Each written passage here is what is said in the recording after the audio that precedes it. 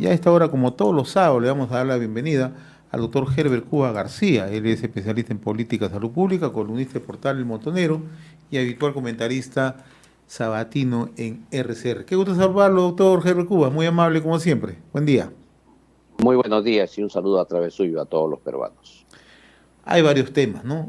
Empecemos por uno de los que más impactó en la presente semana y que está ligado al término de salud, pero también al término de políticas públicas, ¿no? ¿No? Como es los cambios en la salud, ¿no? Asumió la presidencia ejecutiva de salud Gino Dávila en reemplazo de Mario Carguapoma, ¿no? Y además se ha conformado un nuevo directorio. ¿Cómo interpretar eso, ¿no? ¿Por qué los cambios permanentes, ¿no? En el gobierno, fundamentalmente en temas claves, ¿no? Como es salud, ¿no? Bueno, a decir verdad, había exigencia desde muchos sectores que solicitaban la remoción del presidente ejecutivo de salud. Había una serie de denuncias que quedaban sobre todo sobre su comportamiento y algunas acciones que había dentro de la institución, que inclusive denunció su secretaria, su gerente central que tuvo en un momento determinado. Pero lo que llamó la atención fue que el día anterior, o en la víspera, el presidente de la República había concurrido a inaugurar el Hospital Bicentenario en el Callao, y parecía que todas las cosas iban en paz entre el presidente de la República y el presidente ejecutivo Mario Carguapoma en ese momento. Al siguiente día, la sorpresa fue que salió una resolución suprema en que al expresidente Mario Carguapoma lo mantienen en el directorio del Consejo Directivo de Salud y relevan del cambio un ex viceministro y colocan a la presente viceministro de Salud y además designan al médico Gino Dávila como miembro del directorio y a su vez como presidente del Consejo Directivo de Salud. Hay que señalar que el Consejo Directivo de Salud tiene 9 miembros, 3 miembros son representación del Estado, uno de los cuales preside el Consejo Directivo de Salud. Por eso es que en esta circunstancia Gino Dávila es el nuevo presidente ejecutivo.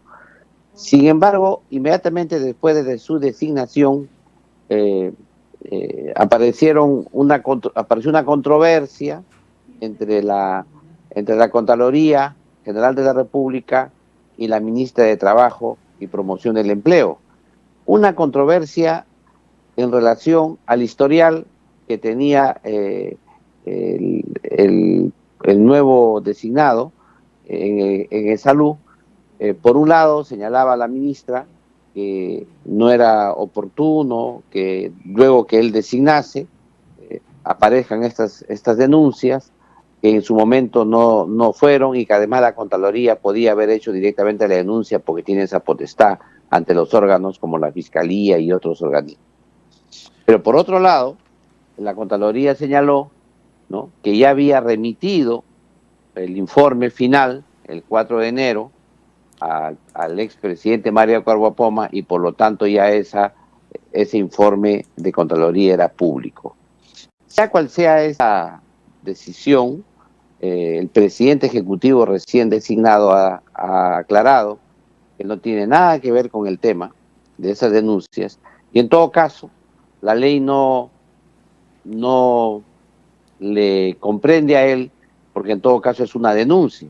Y como todos sabemos, el presidente ejecutivo de salud no tiene la prerrogativa del antejuicio, es decir, esas denuncias pueden seguir corriendo su curso y además puede ser denunciado incluso penalmente, sin ningún inconveniente.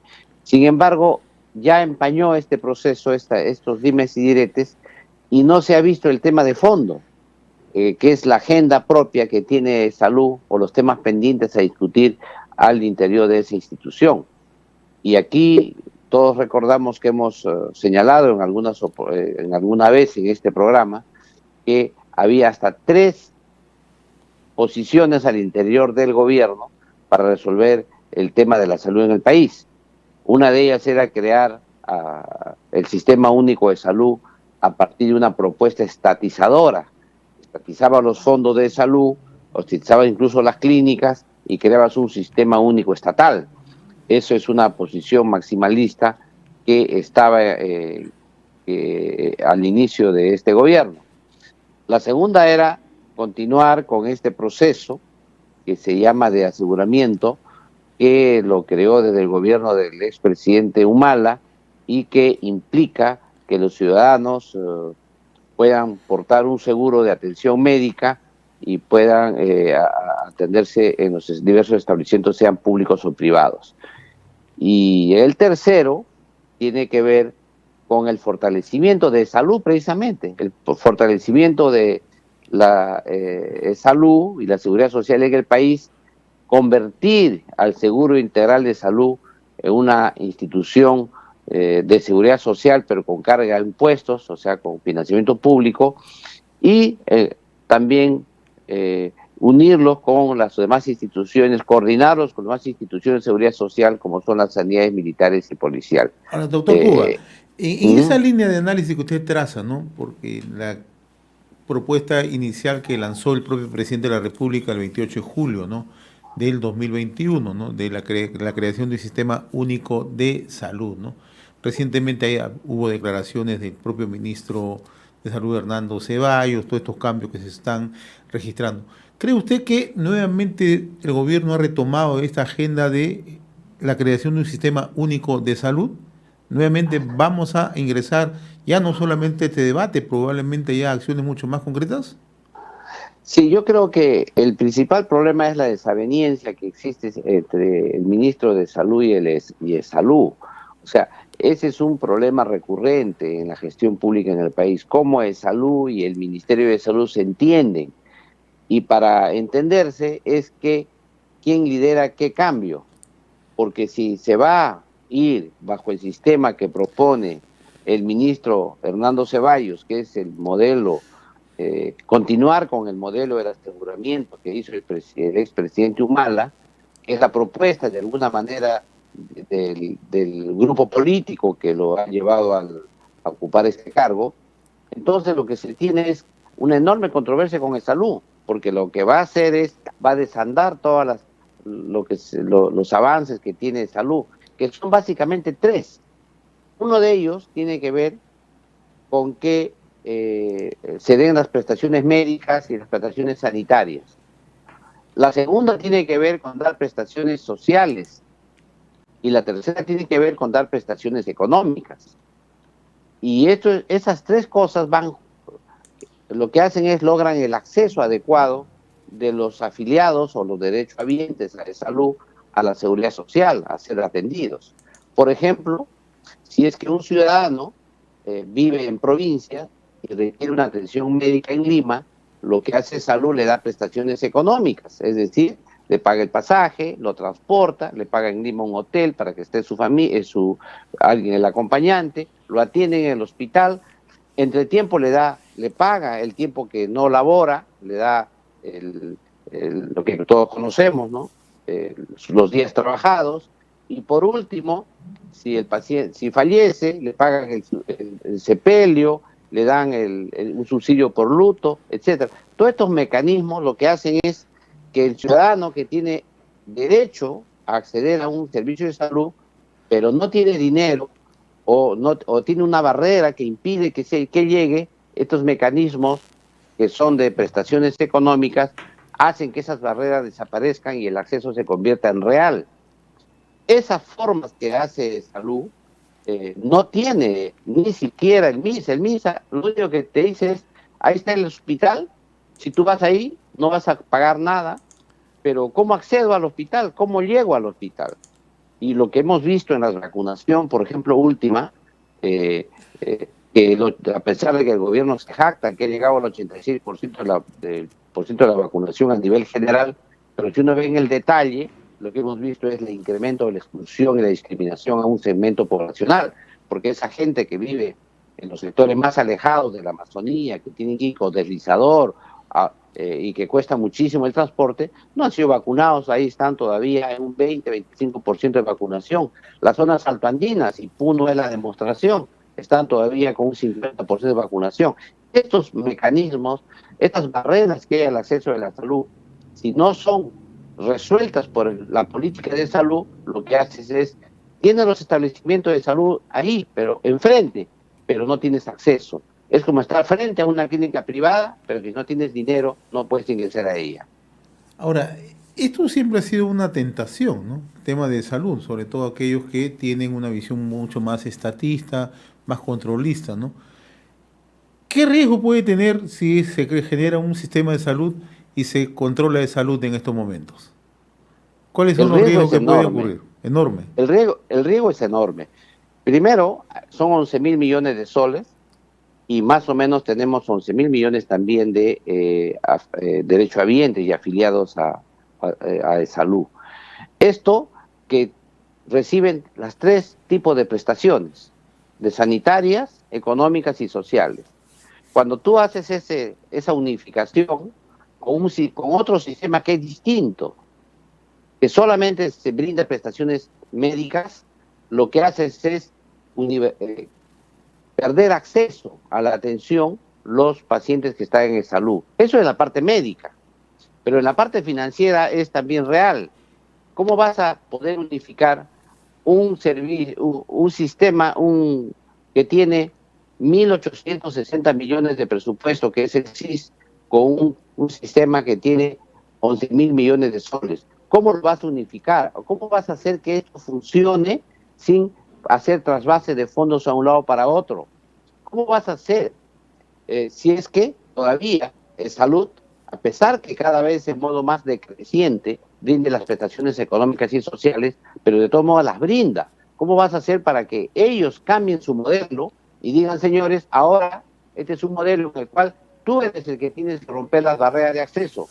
Porque el establecimiento está al frente, tú puedes atenderte, pero tú mismo rompes tu barrera de acceso. Tú tienes que tener la plata para movilizarse, tú tienes que romper tu propia barrera cultural, tú mismo tienes que resolver tu condición en la que tú vives para poder acceder al establecimiento de salud.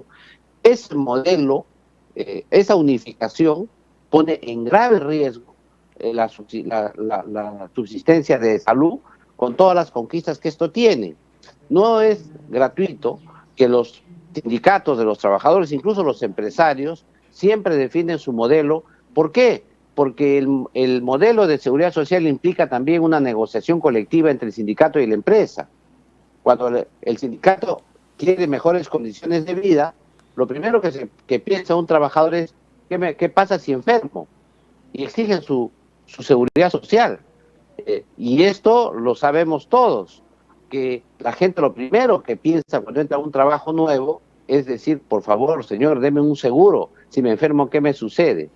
Esto que hablamos como derecho, lo reclaman estos sectores y lo han discutido ampliamente, incluso han sacado sendos comunicados oponiéndose a esta unificación que atentaría contra el sistema de seguridad social. El ministro de Salud ha dicho, no es así, lo que vamos a hacer, vamos a mantener los fondos por separado. No es un tema de fondos. Hay que explicarle al ministro de Salud que no es un tema de fondos, es un tema de modelo. El modelo que preconiza el ministro de Salud, que es un modelo continuista del modelo del expresidente Humala, es un modelo distinto, que solo brinda prestaciones médicas y no resuelve las barreras de acceso de los ciudadanos, sobre todo los más pobres, a la atención.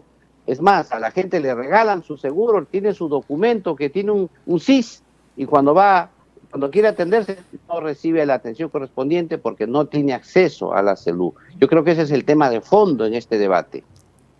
¿Hay modelos que intentan calcarse de otras realidades, doctor Cuba, cuando se quiere implementar acá en el Perú? Sí, yo creo que los modelos extranjeros sirven a veces como espejos para ver qué es lo que podríamos hacer en el Perú.